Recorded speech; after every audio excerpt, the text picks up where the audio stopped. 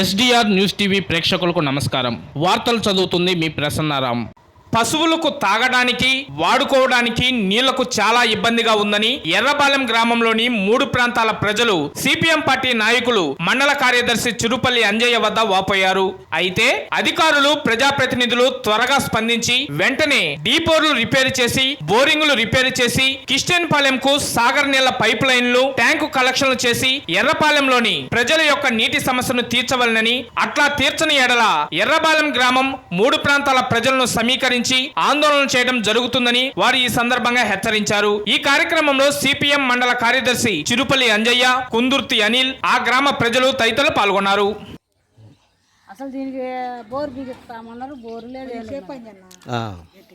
చేస్తాను నీకు ఎందుకు మీరు చెప్తుంటారు కదా, ఇంకా దీనికి వార్త పెడతారు పెట్టి మేము వాళ్ళతో కలిసి మాట్లాడి ఇచ్చాం. ఓకే, మాకు సరైన మగోళ్ళు లేదు, ఎందుకు అనుకోలేదు.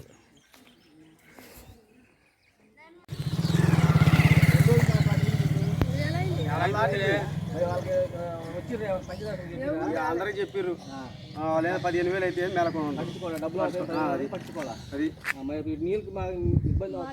మామూలుగా ఇబ్బంది అవుతుంది. అయ్యేది ఏముంది.